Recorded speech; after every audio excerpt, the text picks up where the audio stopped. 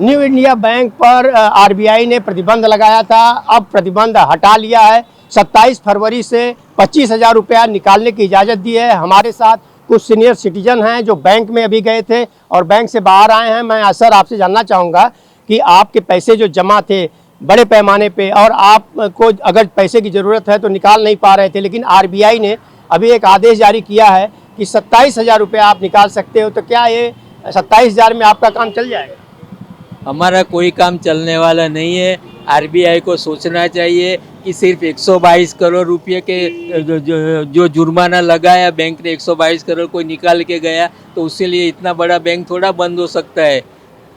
दुनिया में 35,000 लोग पैसे लेके भाग गए पूरे इंडिया में बैंकों से, तो उनका कुछ हुआ नहीं। और इधर हम लोग को सीनियर सिटीजन को परेशान कर रही है आरबीआई को सोचना चाहिए बैंक जितना हो सके उतना जल्दी चालू करे, क्योंकि हमको तकलीफ हो रही है। सीनियर इधर 1 लाख खाते हैं, अभी तुम बोलते हैं 25,000 रुपया देगा तो 50% बोलता है पेपर में आया, 50% लोगों को पैसा मिल जाएगा, तो बाकी का वो 125 करोड़ रुपया आप दे रहे हैं, तो बाकी का पैसे क्या 2400 करोड़ रुपया बैंक में जमा है अब हमारा, और तो सामने 1100 करोड़ का लोन है। हम लोग सब सुनते हैं, सोचते भी और देखते भी है।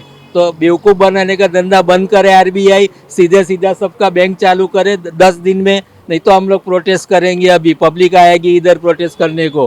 सर मैं आपसे एक जानना चाहूँगा, बैंक को भी आप दोषी मानते हो कि नहीं, न्यू इंडिया बैंक को? बैंक को हम कोई दोषी नहीं मानते, क्योंकि एक ही आदमी ने गफला किया है ये सब। अभी उसके लिए हमारा, लेकिन पूरे 1 लाख लोगों को सजा मिला ऐसा कोई ना किसने बोला है।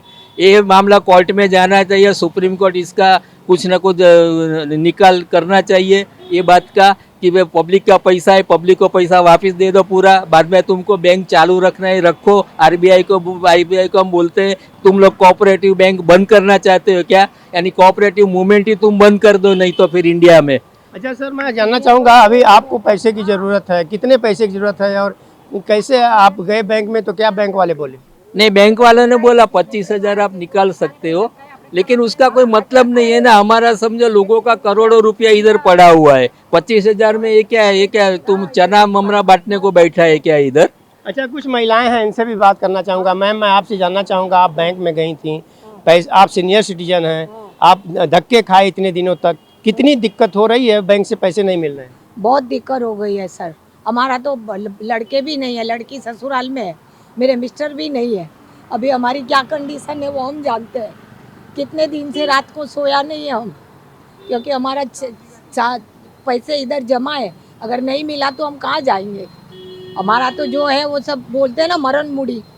बिल्कुल, घर में दूध का बिल है, खाने का पैसा है, इलेक्ट्रिक बिल है, सब देना है। तो आपको कितनी दिक्कतें हुई और अभी क्या बोला बैंक वालों ने? बैंक वालों ने बोला है कि आपको 27 तारीख को 25,000 मिलेगा।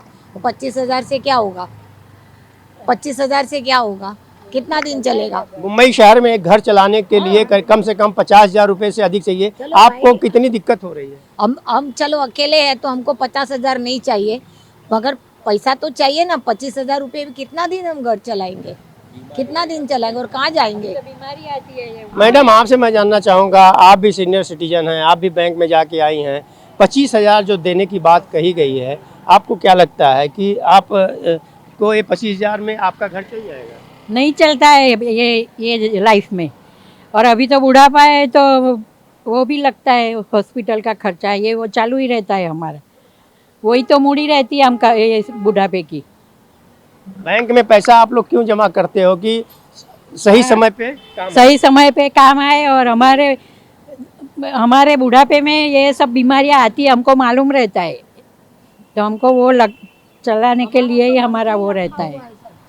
मंथली ऐसे रखा हुआ है कि हमको हर महीने पैसा घर के पास में ही है, हम लंबा जा नहीं सकते, तो ऐसा रखा हुआ है कि मंथली हमारा पोस्ट ऑफिस से पैसा आता है, वो यहाँ आए तो यहाँ से हम कलेक्ट कर लेवे। मगर अभी ये देखो हमारा तो पैसा रुक गया। अभी क्या वो बोलते हैं इधर नहीं आएगा, आपको उधर पोस्ट ऑफिस में जाना पड़ेगा। आपसे जानना चाहेंगे, बैंक में आपने सुना कि ये पैसा अभी निकालने के लिए 25,000 रुपये की बात कही गई, क्या इतना में आपका घर या परिवार चल जाएगा? नहीं, इसमें कोई भी हिसाब से नहीं चल पाएगा ना, क्योंकि कैसा है कि आदमी का इतना खर्चा हो गया नॉर्मल के हिसाब से। आज फैमिली, घर के बच्चे लोग हैं, पढ़ाई वगैरह करते रहेंगे तो उनमें उनका बाहर जाना और इतना महंगाई बढ़ गया है, तो इस हिसाब से उसका पूरा करना एकदम उसमें वो सफिशिएंट नहीं है वो चीज़ के लिए, तो उसके लिए बैंक को और कुछ सुविधा बढ़ा के उनको पेमेंट के लिए कुछ करना चाहिए उसके लिए। तो आपने देखा कि यहाँ सीनियर सिटीजन लोग हैं, इन लोगों का कहना है कि आरबीआई ने 25,000 रुपया निकालने की इजाज़त तो दे दी है, लेकिन सीनियर सिटीजन हैं, ये बीमार भी पड़ते हैं और उसके लिए भी पैसे की आवश्यकता होती है। वहीं दूसरी तरफ मैं ये भी बताना चाहूँगा कि इनका कहना है कि हम लोग बैंक में पैसा जमा करते हैं कि सही वक्त पे सही समय पे इन्हें मिले, लेकिन बैंक में 125 करोड़ रुपए का बैंक के कर्मचारी या डायरेक्टर लेवल के एक व्यक्ति ने जो घोटाला किया है उसके कारण जो है आम जनता को, आम बैंक के धारक को, जो खाता धारक हैं, उन्हें जो है क्यों झेलना पड़े। ऑन टीवी न्यूज़ के लिए कैमरामैन बाला के साथ हरीश तिवारी।